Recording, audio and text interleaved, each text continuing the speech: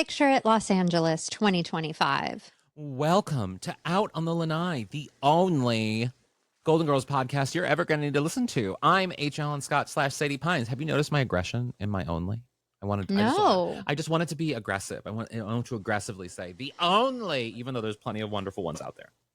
Oh, I didn't notice it, but now I'm going to listen for it. I'm Kerri Doherty, and today we are bringing you another Golden Rewind, where we go back and rewatch our favorite episodes of The Golden Girls and offer new insights since we first started breaking down these episodes way back in 2014. And if you're an image consultant or lesbian lover of Miami, we hope you will especially enjoy this episode because we just rewatched season 7, episode 15, Goodbye, Mr. Gordon. And Miss Kerri Bush Doherty Montgomery Clift, why did we watch this? There's a reason why we're watching this episode, and not because my hair is very much. No, I guess it wasn't like any of the lesbians on the episode tonight, but my hair is like very Blanche's. Yeah. It's like I had a lesbian tryst, and my hair is very windblown. Watch on YouTube or Patreon. But yeah, why are we watching this episode? Well, this episode was directed by the brilliant Lex Passaris, whose name you see all over the Golden Girls. And guess what, everybody? This past weekend, we actually interviewed Lex about his time on the show. And oh my gosh, was he just such a gem to talk to. You know, sometimes you talk to someone who's in retirement, right? And they just have this glow of relaxation, of calmness, of a life lived properly, of a life lived well, and you just want to sit at their feet and take in their wisdom and maybe sometimes say, "Can I have a hug?" That's Lex. What I loved about Lex was that he sort of decorated his office specifically for our interview with things that I was like, afterwards, I was like, can you hold that up? Can you hold that up? Yeah. He had framed signed scripts from the Golden Girls. He had the little canvas backs to the chairs that you sit on set. And oh my gosh, did he have some gossip about Betty White's that was sold? Yeah. Anyway. Well, he just had a lot of wisdom about the show, and because, like, just to set up who Lex is, Lex came to directing the episodes, and he directed a lot of episodes, but he came to direct the later season episodes, which, you know, as Elliot loves to point out, he says that he loves the later seasons and I love the early seasons, and I always have to say, you're a fucking idiot, I love every season. But he loves the narrative. So Lex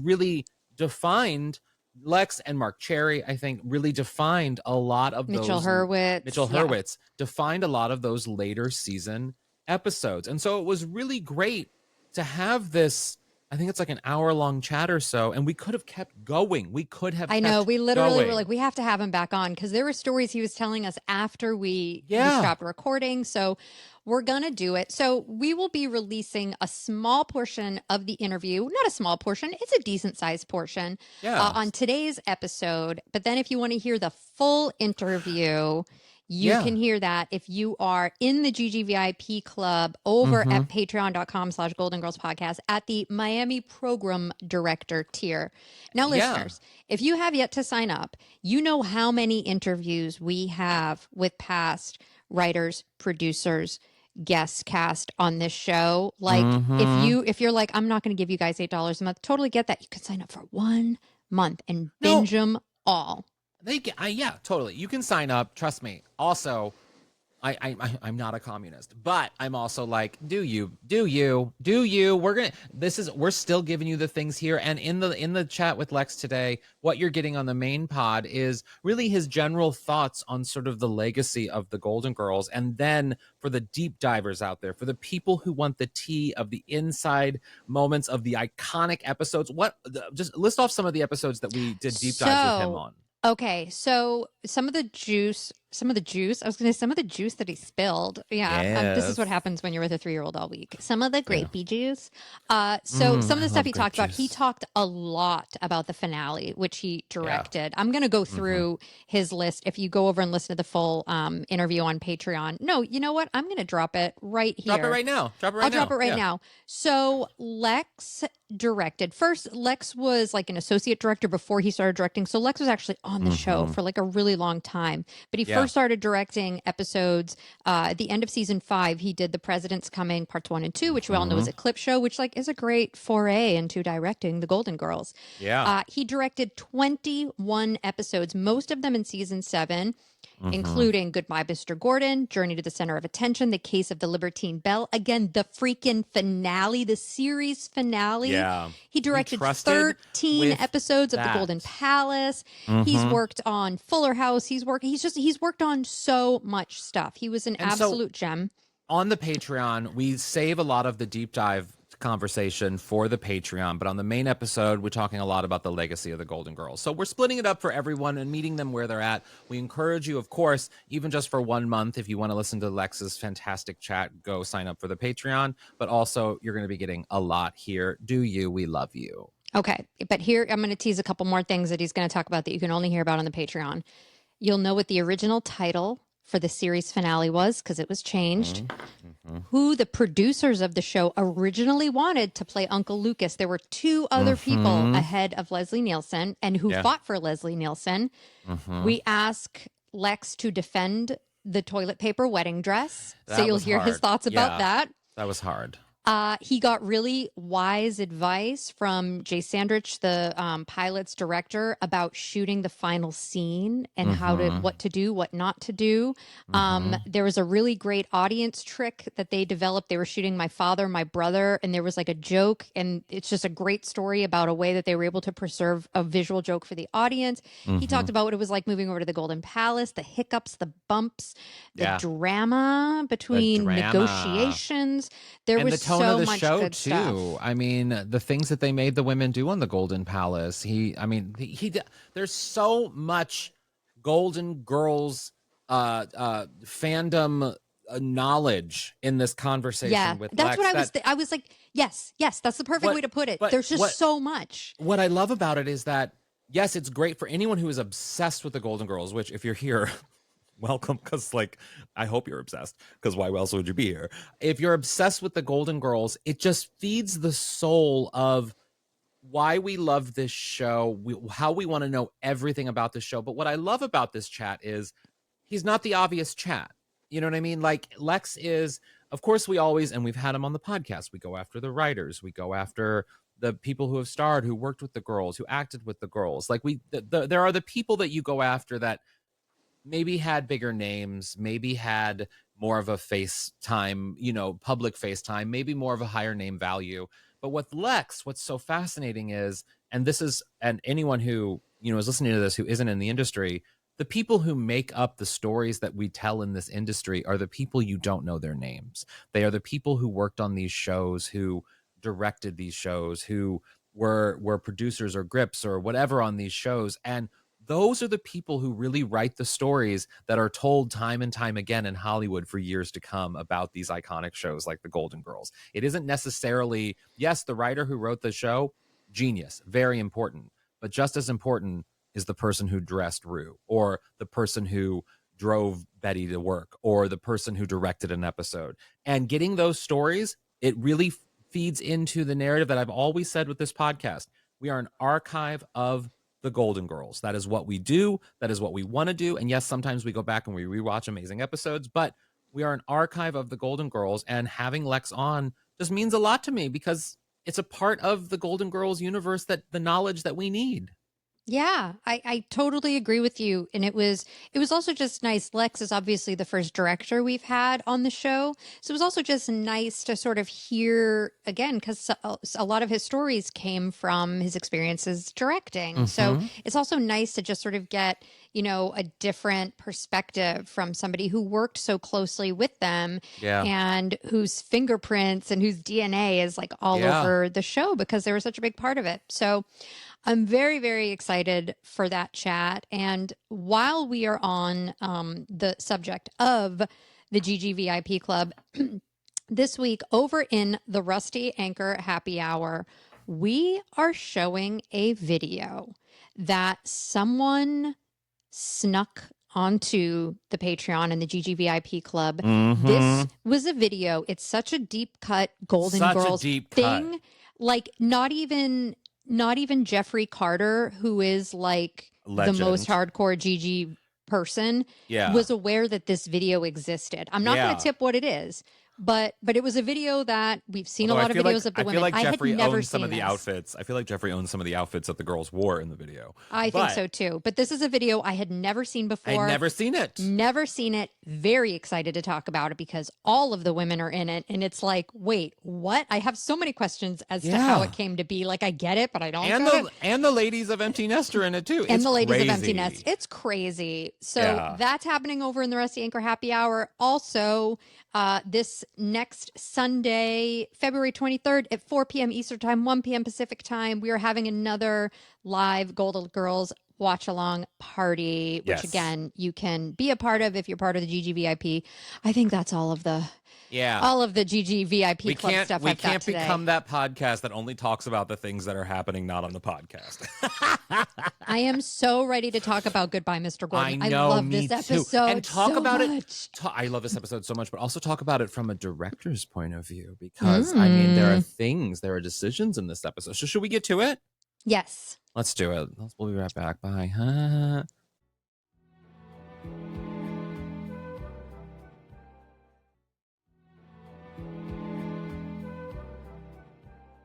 Can I just tell you how much I love a giddy Dorothy? Me too. My God.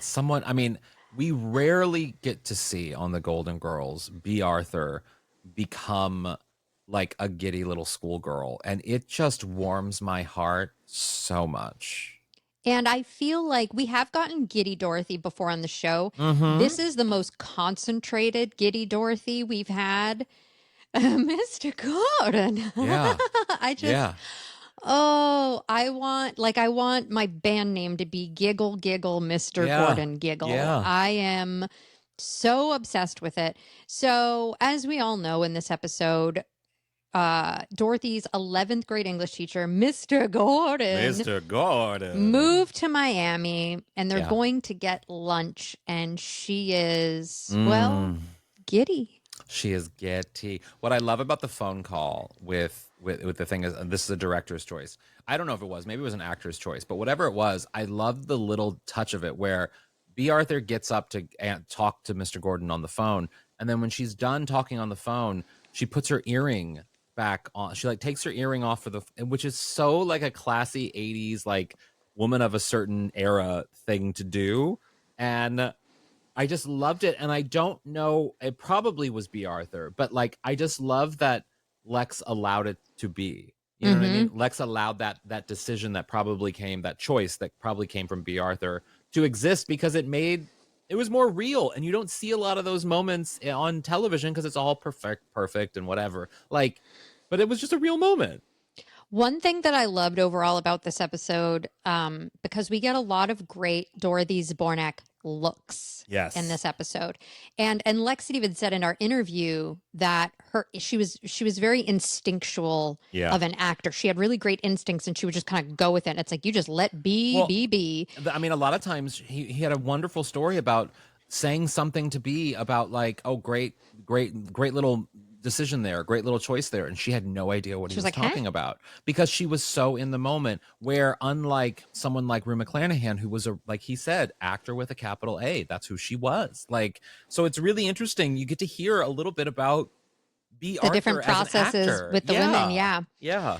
Well, one thing I did appreciate was that there were a lot of, anytime Dorothy had a really memorable reaction, I very much appreciated the amount of time the camera stayed on her for those moments, because you can be a little worried about like, do I need to be like a little bit more kinetic in this scene? Yeah. But the fact that you can just sit there and live in a B. Arthur look, and that's not necessarily those are brilliant decisions. I mean, sure, that can be in the script, but that's not necessarily a script thing. That's a director's choice. No, that's a director's choice. That's a director working with an editor. Exactly. That's Lex knowing. That's what's great about sitcom directors is that is a person who knows these actors. That is especially when they do a lot of episodes, which Lex had done up until this point, or at least a few, and he'd been around the women for years. So he knew these actors in a way that he knew, don't take the camera off B. Focus on B. Let this ride out, and then your line. Like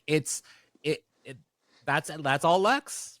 Lex, if you're listening, really love you. We're listening, Lex, and we love you. I do want to talk about Mr. Gordon, who is played by James T. Callahan. What a name.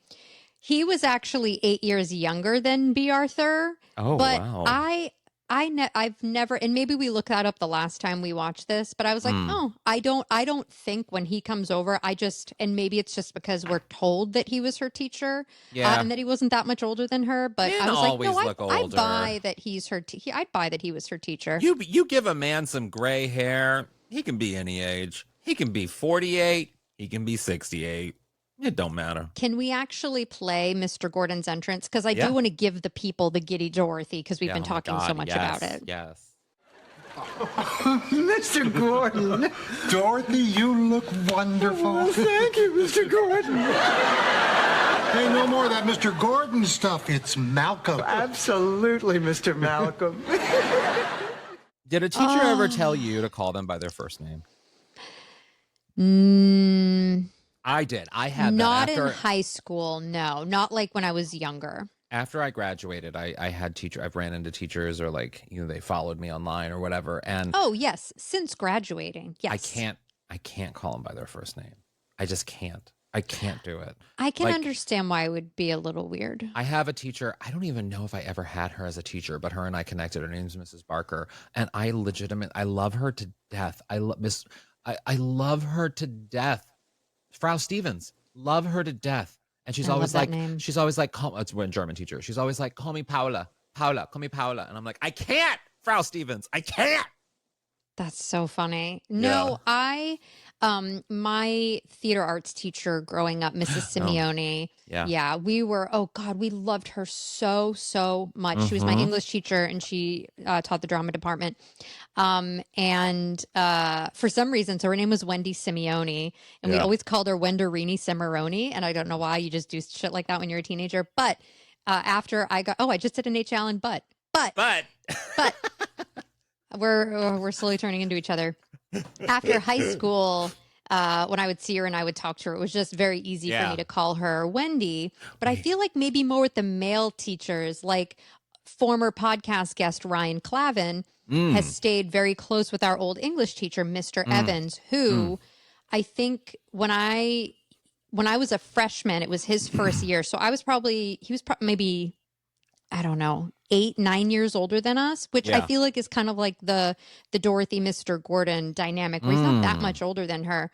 And so Ryan stayed friends with him, and he calls him Johnny. And I was like, no. I could never. I think he calls him John. Did you ever have a crush on a teacher like Mr. Gordon? No, I never did. There was one teacher that was really cute, because he started after I left, but he was like a camp counselor. So a lot of the girls, I didn't go to the camp, but a lot of the girls would talk about him. I would see pictures of him, and I was like, that guy's really hot.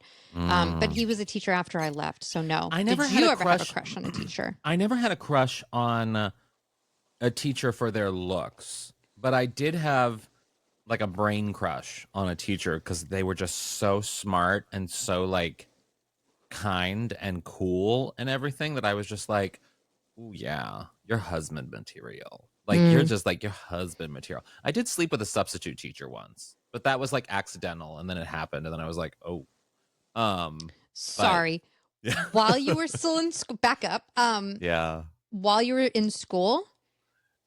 That's a yes. You're pausing for way too long. Let's move on from that. But no, there was a weird moment. It was a weird moment. but everything was legal. I will say okay, that. that was going to be my next question. Okay, yes. Then no judgment. Yes, so let's not go there, but yeah. Obsessed with what Dorothy is wearing for this lunch with Mr. Gordon. Mm-hmm. She has this like springy blouse on and like a springy scarf, and the patterns don't match, but somehow they match, and it's so perfect. There are so many costume changes in this episode. Did you notice that? There are a lot of outfits. I did. Judy Evans was on fire in this episode. I mean, I counted at one point, I think there are like at least 5 changes of Dorothy's outfits, which is like, for a sitcom, that's a lot of changes. They looked so good. I loved Rose's outfits in this episode. When she came in, I think she was wearing, I think it was like a coral colored dress, like definitely the type of outfit you would wear if you get a promotion to be the new associate producer on Wake Up Miami. Congratulations, Harold Goldstein. Rose, I hope they got her a cake. Rose and her jobs. So many jobs. So many jobs. Yeah. No judgment, though.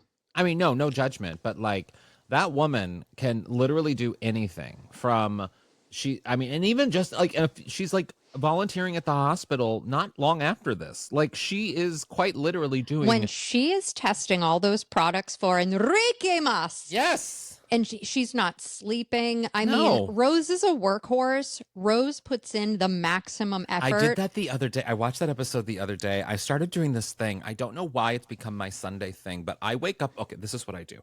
I wake up I know I'm taking on a tangent, and I'm the one who said we need to be mindful of time in this episode. I wake up on Sunday morning. I go down, I get my newspaper, I make my little coffee, I sit on the couch. I intentionally wake up early so I have some time to have some luxurious me time for the day. And then I put on my news programs, and then after my Sunday morning news programs, I move over to the marathon on TV Land of the Golden Girls, and I just let it play out until oftentimes I have to either record with you or go like do something else.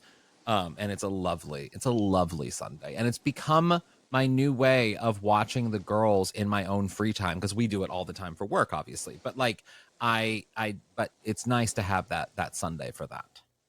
I know we're but you just reminded me, so I'll keep it quick. But my favorite moment in the morning is when I make my coffee, and when I say my coffee. You know, Stan and I don't do anything. We don't go on vacation. I can't remember the last time I bought myself a shirt. You know me. I don't buy bags. I had a bag from Target that you needed fell to add apart. a van for like a bag that I gave you. You know me. I don't splurge. I don't. Stan and I don't spend money on ourselves. No, we don't. We get our kids' clothes on Facebook Marketplace, and we don't even do it. My mother-in-law does. But Stan, for Black Friday sale, got us an espresso machine. Oh, a Nespresso? A Nespresso. Oh, Naomi has one of those, and they are so addictive. I love a Nespresso. Oh, every morning I wake up and I put that little pod in. Oh, and I hear it go. Don't you just feel rich? Don't you feel rich? Oh, I feel so rich. I feel like I have a million of your product bags. Oh my God. You know, Blanche, if she was doing that, if she had an espresso machine, the joy that woman would have from trying and making a Nespresso coffee, she would be getting off to coffee. If Nespresso wants to sponsor this podcast, I will talk about it every day in all the pods I love. I don't think we have the market. I think we more have a market for instant coffee people. Let's be real. But I'm fine with that. I love a Dalgona coffee made with instant coffee mix. I started doing the instant coffee because I only do like a cup or two of coffee in the morning, and then I switch to tea just to sort of like, my doctor actually advised the coffee to make the movements. But I have my little instant coffee, and it just I got it because Michael's family uses an instant coffee in the morning, and I'm just like, this is so easy and cheap and normal. So easy. And it's perfect. So I'm not a coffee snob. But I do love an espresso. I love an espresso. It is. It's changed my life. I make my Nespresso. It is the highlight of my day. Yeah. And then my background noise, you put the Golden Girls on. I will literally put entire trials on that have streamed live on Court TV. I'm on day 10 of the Karen Reed trial right now. Oh, you're into like that. That's a fascinating story. 6-hour videos. Do you think she did it? Do you think she's guilty? Well, we're going to have to talk offline about that. Okay, yeah. Okay, right. Back to it. Yeah.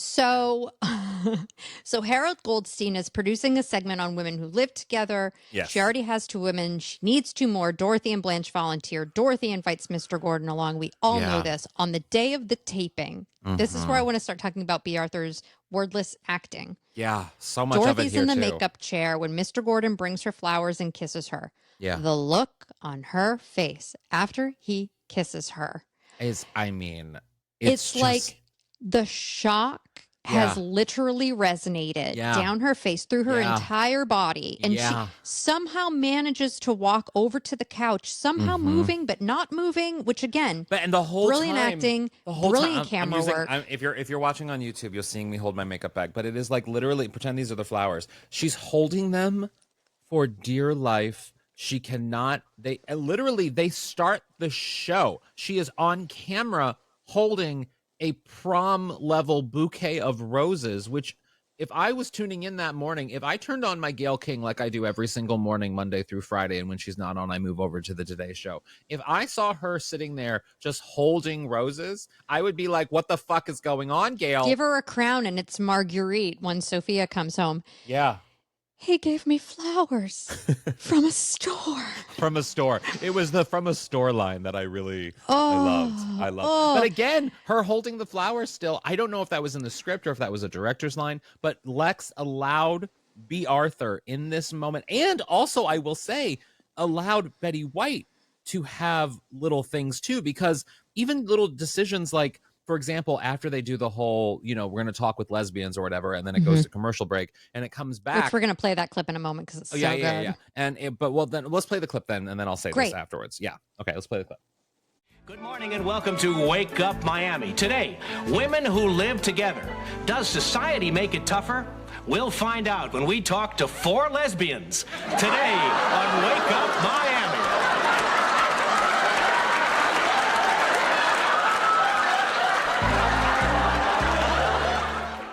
So what's amazing about that is when I was cutting that clip, I literally had to be like, where do I cut this off? Because the look is just so good, but it's just quite literally seconds of laughter and an expression from B. Arthur. And then when it comes back from the commercial break that it goes into, it opens with, of course, Rue and B sitting there giving Betty White like the evil eye. And Betty does this thing where she's talking to, I guess, the director and her producer or whatever. And then she sees, she hears them calling her over, and then she turns back to her producer and she's like, I'll just be a minute. And it's just so, we don't care about the producer or the director in that skit, like on screen there, we care about Lex, but she makes that decision to sort of like have that little moment. Again, it's like the earring where it's just sort of a real moment. Of course, they're in this ridiculous moment, but it feels very real. And I think, too, what's fun, again, this show was so good with little moments like that. Like, Rose knows exactly what's coming. And so there's also a part of her that just doesn't want to go over there. Which shows how smart she is. Even though she made this dumb decision, it actually shows how smart she is because she's able to recognize, I fucked up. Yeah. She realizes it right away. I also, next Golden Con, I want to see someone dressed as Dorothy in the blue silk blouse, blue blazer with the flowers, like, and the helmet not hair moving, and the helmet hair and the shoulder pads that go out for miles. I want to see that. We need to get Alaska to do that. We need to do Alaska at the end of the drag musical and like have her come out as B. Arthur with the flowers and accept the applause with the flowers. Oh, I would love that.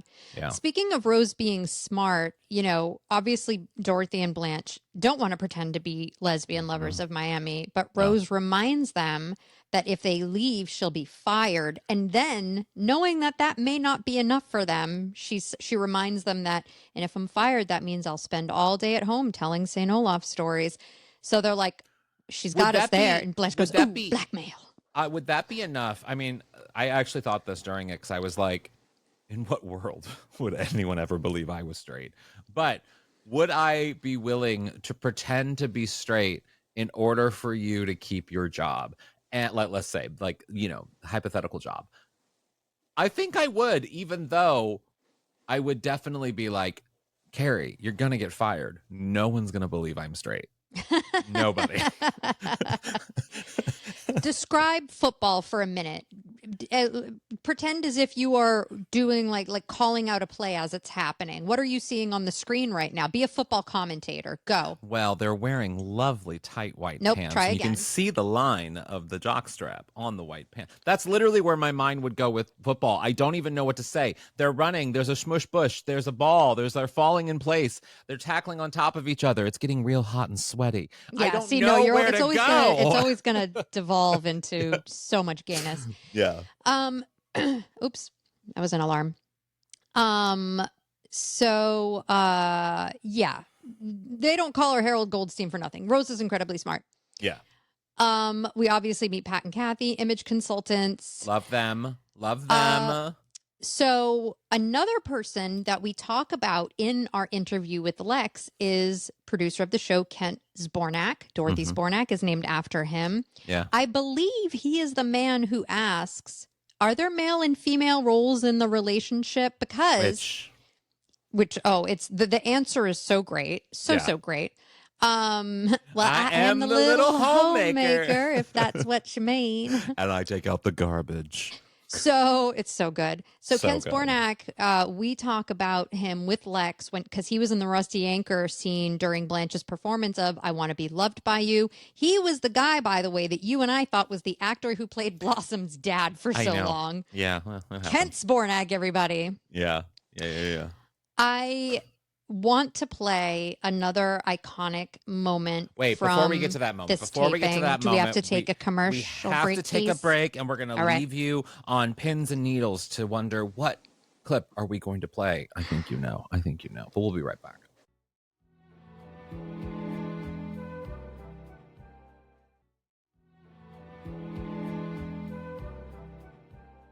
All right, I'm just going to throw to the clip because I want everybody to hear it. It is the greatest moment between Sophia and Dorothy. And again, look at this is the face. Yeah. From this episode. I know we get a lot of faces, but this is the one that is memed. It is the amount of time that we spend sitting on her face. That was such a brilliant editing choice. Directing choice. Of course. Yeah, here we go. Next question to Dorothy. What kind of pain and embarrassment has this lifestyle caused your mother? I really don't know, but I'll ask her tomorrow when I visit her at the home.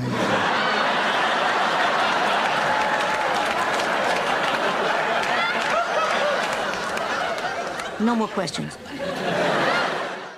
I mean, to take us back. What season is this? Season 6? Yeah.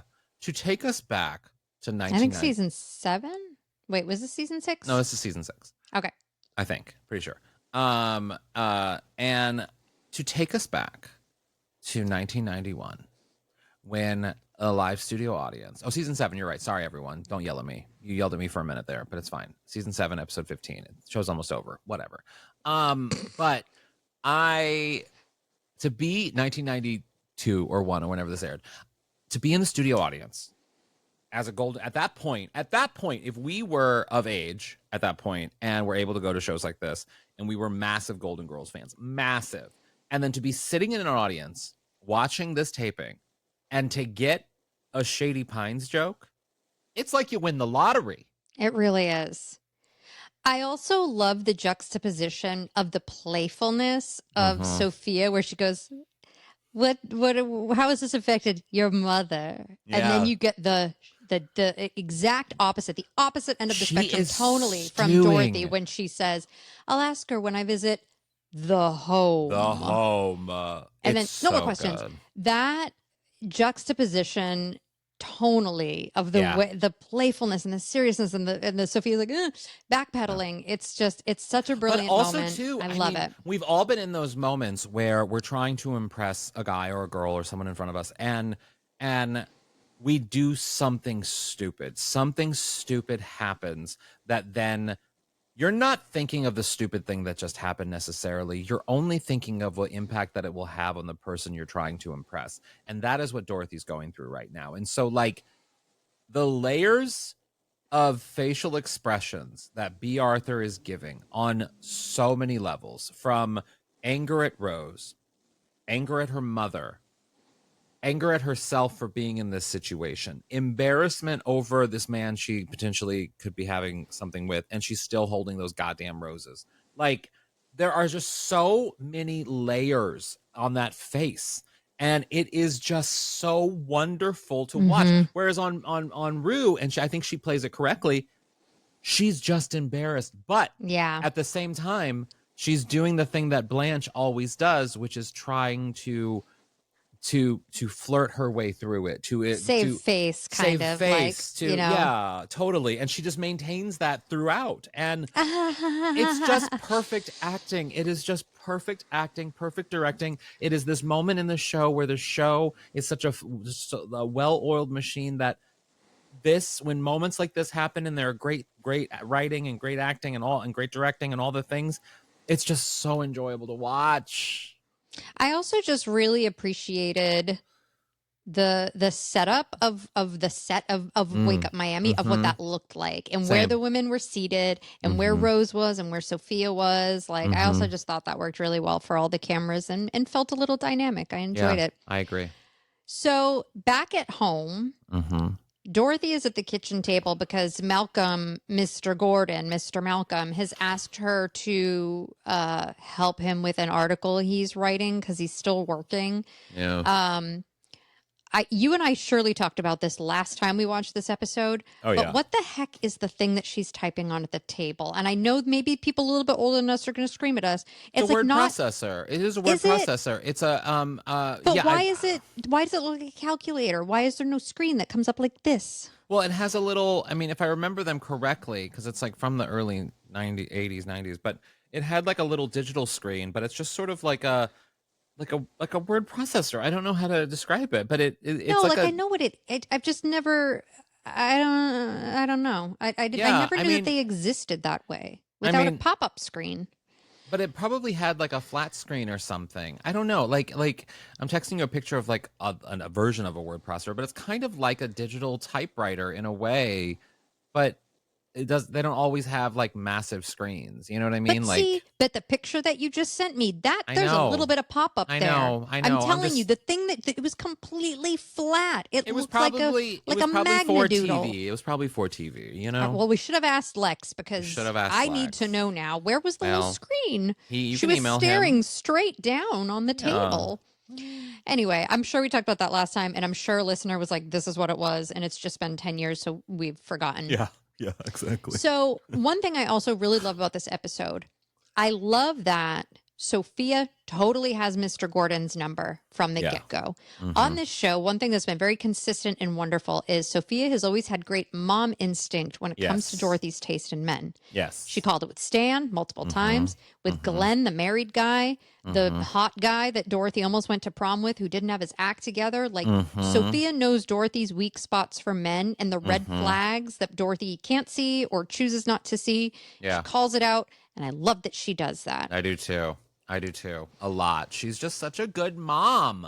I mean, we talk about the things that Sophia does that are like really fucked up and unforgivable, like when she pretends to be the ghost of exactly of Charlie. I do love the scene where the man who thumped melons with Blanche comes by to pick her up, and Dorothy's like, all right, you can have her. I don't know. Again, I don't know if it's in the script, if it was an actor's choice, but the whole bit of B. Arthur throwing an arm punch to the guy, I don't know who came up with that, but God bless you, because it was I mean, on B. Arthur's like credit, it was both awkward but yet also very manly and hilarious. Like, it was all of the things that it needed to be. It was so good. And Rue McClanahan going, Dorothy, I have to try this. Which, this is actually, for Blanche, this is a great motivation or thing to use on men. I mean, I don't know if now she's going to the Rusty Anchor and is like, well, you know, I've been a lesbian for like 20 years and I just never experienced a man before. And I want to know if maybe you want to be my first. Like that, while morally sus, but a great way to get laid. It's in terms of like being exciting and really igniting Blanche's horniness, it's right up there with Fred Willard telling her he's a virgin. And she's like, oh my God. Oh my God. It's my chance to be an artist. It's very much along those lines for Blanche. Oh, I love it. I love her so much. And thank God she met Jean before this and learned what a lesbian was. I know. Can you imagine if she didn't know? Otherwise, yeah, she would have been on Wake Up Miami and she just would have been like, I'm not Lebanese. Who cares? Danny Thomas is one. I don't. Yeah. Why is everybody looking at me like that? Yeah. I love it. Gosh. So Mr. Gordon shows up. And we learn Sophia's right. Yes. So Dorothy reads his article, and it was exactly what she wrote, and he didn't give her credit. Copied. Well, let me ask you something. Yeah. She just said that she was going to give him some help on this article. Mm-hmm. What was the expectation? Because she just wrote she just wrote something for him. Was the expectation that he was just going to take what she did and and rewrite it? I thought about this too. I mean, I was like, why didn't she just do research for him and send him some bullet points? Yeah, that's what I would have done. I mean, when I write something for the magazine or, like my Renee Zellweger cover story or whatever, I'm very clear with everyone, all of my editors, everyone involved, being like, I am not a prissy writer. If you need to tear this apart and reword it or craft it in ways that might make it make more sense, by all means. I am not wed to the words here. I am only wed to the tone. And that is always, that's how I work as a writer. And so it doesn't bother me if someone rewrites a sentence or rewrites a lead or rewrites a whatever. But for Dorothy, for her to take, she did a little too much in that she offered a creep an opportunity to take advantage of her because of her own sort of blinders that were up. And he took advantage of her. And but he did something wrong because he shouldn't have done that. But she did something wrong in that she just gave, like what Sophia says, you give too much and you're going to get hurt when you do that. And that's very true. Yeah. Well, I love that Dorothy's like, and opens the door. Yeah. I love it when she has had it with a man. She either just opens the door and is like, "Get out," or if she's in their space, she's like, "I'm going." This is the early version of Miley Cyrus's song, "I can buy my own flowers." Can't afford it, but that's what Dorothy was doing here. She was like, "I don't need your bouquet. I can buy my own flowers." Thank you. It would have been so great if she threw the bouquet out the door, or if she took the bouquet and she hit him over the head and she was like, "I am humiliated. You broke us." That's Sex and the City line from the movie. I was going to say that's Bradshaw. Yeah. The flowers went everywhere. Yeah. So many homosexuals and Sex and the City fans they got that moment. So thank you. Thank you. Yeah. I do love that in the end, Sophia just comforts Dorothy. She never does and "I told you so," because obviously, it's hard for her to see her daughter hurt. Can we talk about the tag of this episode though? Yes, please. I don't know who came up with the tag for these or anything, but Can you describe it for maybe those who... Basically, I don't know if it was Jean or the other image consultant, but one of them came over to the house because they had heard that Dorothy and Blanche had broken up. And Dorothy then just says, and she didn't even recognize her, which I was a little like, Dorothy, you really had a whirlwind of a day if you didn't recognize a person you literally sat next to the day before. But she when she said that, when Jean said that to her, she was not Jean, but whoever the image consultant was. When you think all lesbians look the same on the Golden Girls? Yes. And B. Arthur clearly did too, or Dorothy did, because she did not recognize this woman. Anyway, she was just like, too soon, and closed the door. And it was just such a fun little bit that you only would get if you saw that one moment in the episode. And it's just so good. It's just so good. It is fun to see the aftermath of their appearance on Wake Up Miami, because there would be an aftermath, because that show is viewed by a lot of people. Yeah. And, Wake Up Miami, that's what Dorothy woke up to Mr. Gordon's. Wow. See? All right. Well, I think we just I think we got to end it there. We prolific. We have to go over to our chat with Lex. So when we come back, we're going to have our golden takeaways after we play this little clip of, not little, it's like a 20-minute clip of our chat with Lex. And you're going to love it. I know you're going to love the conversation. If you listen to that 20 minutes and you get the bug to be like, oh, I got to know more about these episode deep dives that they go into, you know what to do. Go to the Patreon and subscribe there so that you can hear the full chat or watch the full chat with Lex. Yeah, we'll be right back.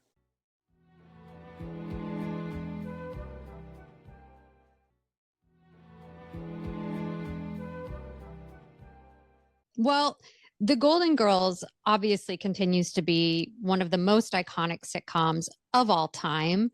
So we'd love to know, how do you feel about being such a big part of TV history that sort of continues to find new audiences every decade? It's both an honor and a surprise. And in retrospect, it shouldn't come as a big surprise, but at the time it was a job. It's what you did,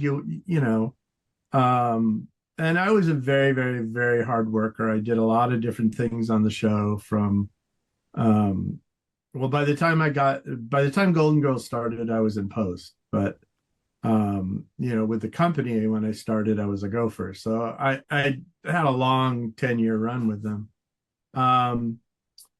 But, at the time you're focused, you do what you need to do that week to, get things done. And then as time progressed, I have to thank Jim as well, because in addition to the coffee table book, Jim Colucci, he wrote the Q guide to the Golden Girls.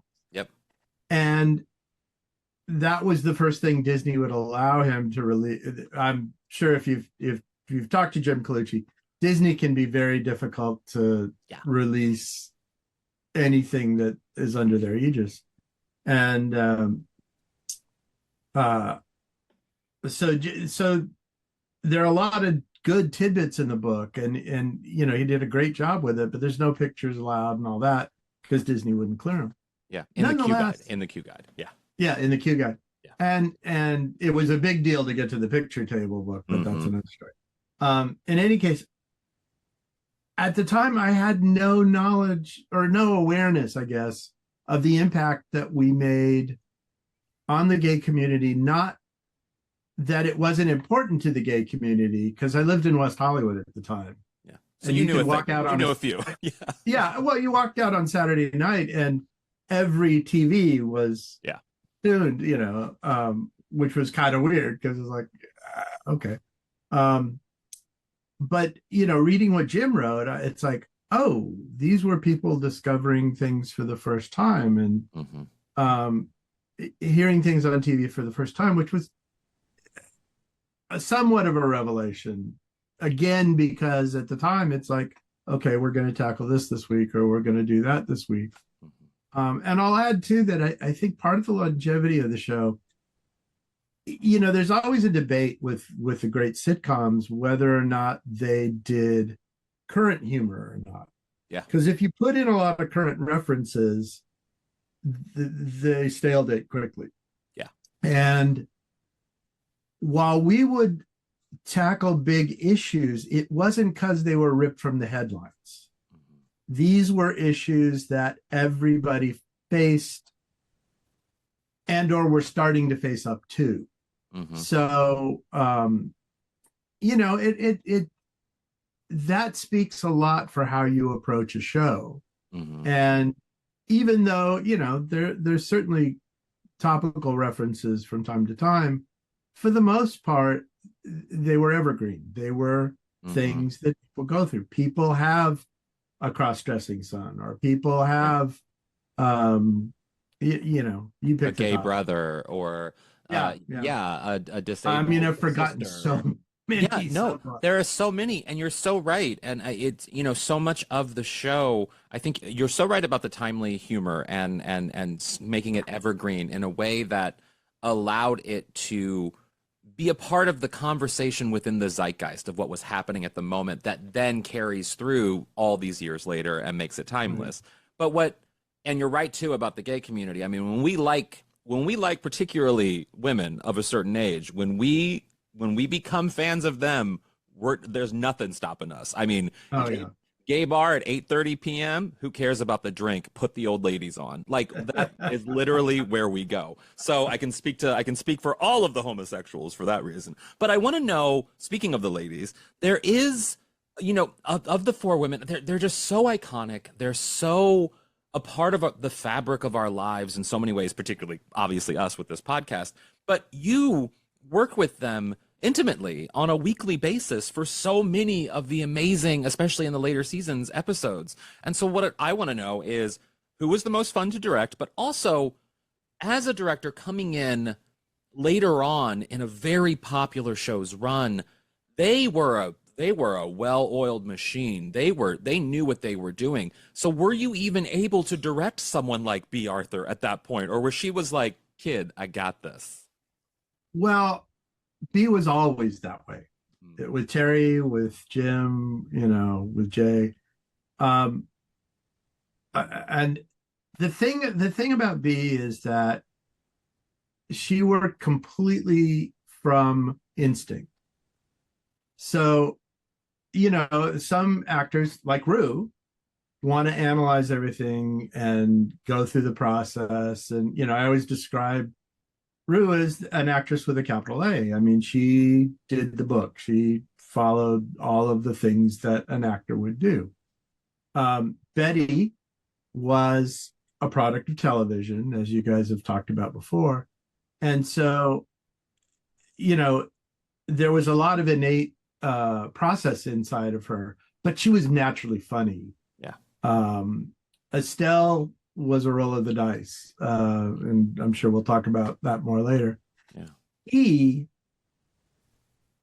just felt if it was right or wrong, and so when you would start her on a path, you just kind of let her go.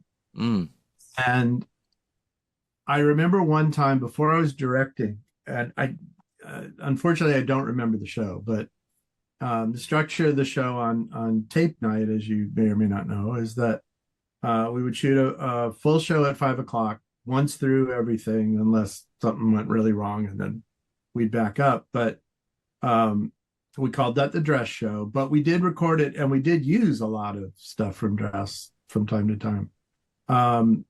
And there was something at the act break. B had the last line. And I don't remember if it was a look she threw in or a reaction. It wasn't an ad lib. It was just something, a twist she put on the line, which we had not seen all week, but was hilarious and really caught the audience. So we had a director's booth, and I was walking out there, and the ladies' dressing room. Oh, sorry, should look. So the director's booth was on the far side of the soundstage. The ladies' dressing rooms were on the long side of the soundstage, and then we'd go in that direction. I don't know if this made sense on camera or not, but we'd go that way to go to dinner. So inevitably, you'd meet up with people, crew, actors, whatever. And it just happened that night that it was just me and B, and we started walking. I said, B, that thing you did at the end of Act 1, that was amazing. And she said, I'm sorry, what, dear? And I said, that thing. And as the words were coming out, I realized, don't touch it. Don't pull that thread. I said, well, it was just great. And you did a good job. I forgot something back in the booth. I'll meet you inside. And just, wow. And that was the lesson, that you need to guide B to an area, but don't be her map reader. Let her do her thing. And unfortunately, toward the end, some of the writers were getting a little frustrated. And I remember, one time they wrote a line. It's an old Honeymooners kind of, or Jackie Gleason kind of line, where he said, I'll moidurize them. No, it's almost Bugs Bunny, really. Yeah. But they put that in for B. And she came to that in the script. She said, I'm not saying that. Wow. And I got a lot of pushback from the producers because it was like, just make her say it. And I went, if she doesn't feel it, it's not going to come out. Mm-hmm. And then there was another time where, it was the old SNL was doing a big running gag at the time about, I'm going to go to the store. Not. And it was just that. Yeah. And so they put that in there, and B had no point of reference. It made no sense to her. So I explained it. No, I'm not going to give her a line reading, but, I put it in a context. And she gave it her best shot. But again, it wasn't there viscerally. Mm-hmm. So right. When when I went back to the producers, they just couldn't understand. Make her say it, make her say it. And she finally just told them, I'm not going to do this. And they, begrudgingly changed it. And I'm sorry. I cannot imagine, as a child of the 90s, I cannot imagine Beatrice Arthur saying a line like, more cheesecake, anyone? Not. That would blow my mind if I saw that. I'd be and like, her instinct was happening? probably right in that moment. And I want to add, just for people listening at home who maybe, the directing on television is very different from directing in a film. And you really are kind of, in many ways, a mediator between the writers, the producers, and the actors. And you're really just trying to guide this ship in a way that the writer is king or queen on a show, obviously. Like that word is the word. And you're kind of in this weird marriage between all of it. And you had that job of having to try to convince B. Arthur to say not, which is insane, Lex. That I'm it's so interesting to hear your perspective on that. Well, but and then I'll give you the flip side of it. Estelle needed a lot of help, obviously. Yeah. And the most fun we ever had during the week was Friday morning, because we would come in. So we didn't go on camera till 1:00, and that was just a 2-hour refresh of all the camera shots. There might have been a few lines changed between Thursday and Friday, so we'd fix that. And the modern shows now pre-tape the crap out of their shows on the fourth day, and it's like, we couldn't do that. You couldn't, unless there was a special effect or heavy makeup. We didn't pre-tape anything because the ladies were not anything without an audience. But Friday morning we'd come in early, we'd sit down where we'd all eat dinner, but it was just the ladies, Isabel, who was then Robert, who was our script supervisor, and sometimes the director. Terry would go once in a while. I tried to go to all of mine. And it was just for the ladies to refresh the lines, acknowledge the changes. B could have her Bialy, everybody had a little nosh. And it was very informal. It was very fun. Mm-hmm. So one day we had a line of Estelle's, and it was, hey, what the? That's the whole line, And Estelle didn't get it. Sometimes you get that thing where you see words and it doesn't. Yeah. So I said, well, you're getting cut off of a thought.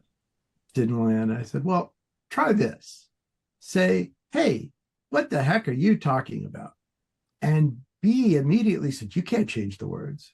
And Rue, bless her heart, put her hand on B's and said, he's directing, honey. And Estelle said, hey, what the heck are you, or what, whatever, the long form. I said, great. Now just drop the end of the sentence and stop at the. Then she got it. Oh, wow. So it's like, you don't have to give a line reading, which I know a lot of people, a lot of directors I know do, and, whatever. But Terry almost never did. The old group writers almost never did. And, that was my goal. And so, that worked out really well. And wow. Well, I mean, it's so funny listening to the sort of, the little tap dance that you had to do with the women while you were working. Outside of the show, did you ever sort of stay friendly or have, relationships with any of them outside of the show? Not a whole lot. There were big events, like our 100th episode. We had a big party at the what was the Ambassador Hotel. And there were a couple. I never went to an Emmys ceremony or any of those things. And then I think the last time I saw all the ladies together was Estelle's 75th birthday. And she had bought a house up in the Hollywood Hills. She had a little tiny apartment at Hollywood in Genesee, I think, that she loved. That she was comfortable there. She didn't ever want to change it. But everybody talked to her, you're making so much money now, you need it. So this was a big, beautiful, sprawling place. And it didn't fit her very well, but for a time she put on the show and all that. And everybody was invited. And she was doing Empty Nest by then, so the whole Empty Nest cast was there, all the ladies were there. And I got to bring my dad and my wife, which was kind of fun because my dad was just agog looking at.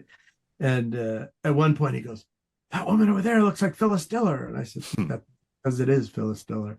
And Roddy McDowell was there, and Ellen from Little Shop of Horrors. Ellen. Ellen, not Green. Ellen Green?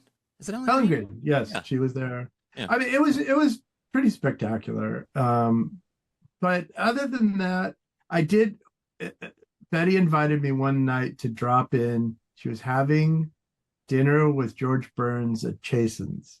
She said, "Oh, you should come, bring your wife." And Lulu got a cold and couldn't go. And so I didn't go.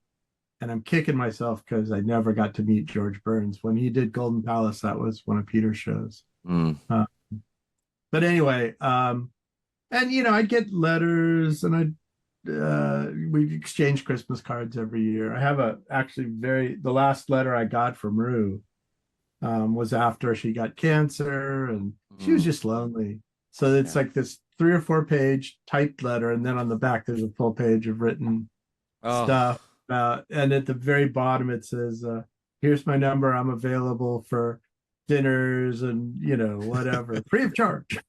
I love that. I mean, I will say one of the highlights of my life is meeting Rue McClanahan at a gay bar when she was doing a book signing for her memoir. So it's just, I mean, there's just. And the bar was called Barracuda, which could not get more appropriate for Rue McClanahan.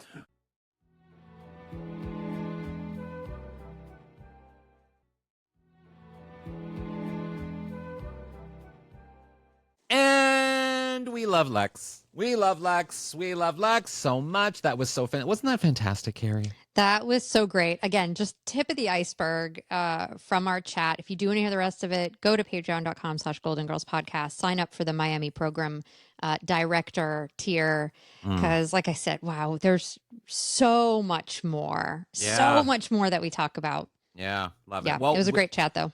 Well, I mean, so golden takeaway. Golden takeaway is a nugget of truth or inspiration you can apply to your life or the life of our listeners. Kerri, based on our chat with Lex or this episode, what is your golden takeaway? Oh, I don't know. What's yours? I hadn't prepared one today. Well, I have one. So great. I mentioned B. Arthur, or Dorothy's character, and the connection to Miley Cyrus's fantastic Grammy Award-winning song, "I Can Buy My Own Flowers." And I just want to say that if we ever needed a modern-day example of a pop star that is like a Blanche in the world, I want to say... I want to say that Miley Cyrus is kind of like a Blanche, but I actually think Miley is a little bit Dorothy in that she just says it like it is. Like Miley just says the thing that needs to be said. I think Sabrina Carpenter is actually more Blanche. Okay. I think that's more apropos. But Miley, she can buy her own flowers, and Dorothy, can buy her own flowers. And my golden takeaway is to get into some Miley Cyrus, because I love Miley Cyrus and I don't see enough people standing for her. I love her cover of Jolene.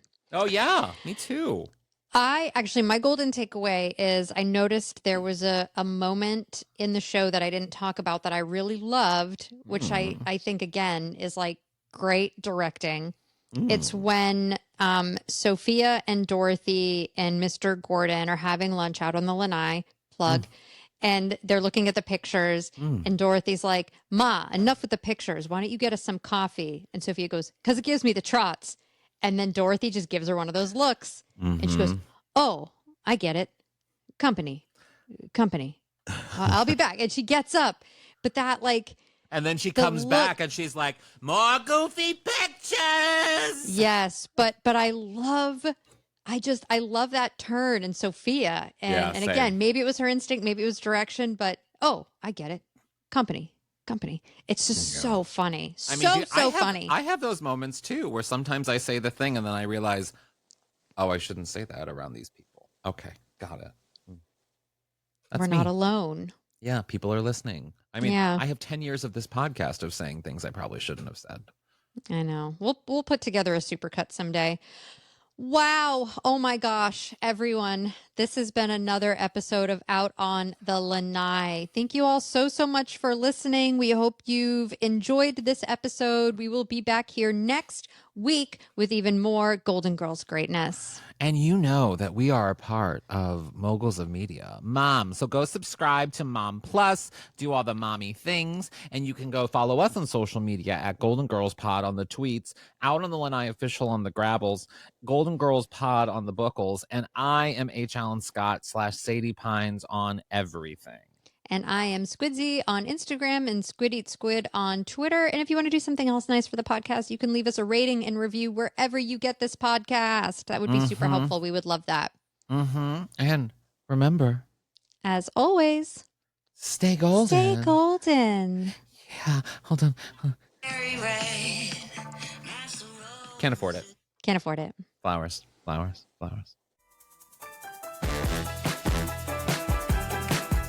Out on the Lanai is not endorsed by Whit Thomas Harris Productions, Touchstone Television, Disney, or any of its subsidiaries. It is intended for entertainment and informational purposes only. All names, pictures, audio, and video clips of the Golden Girls are registered trademarks and/or copyrights of their respective trademark and/or copyright holders.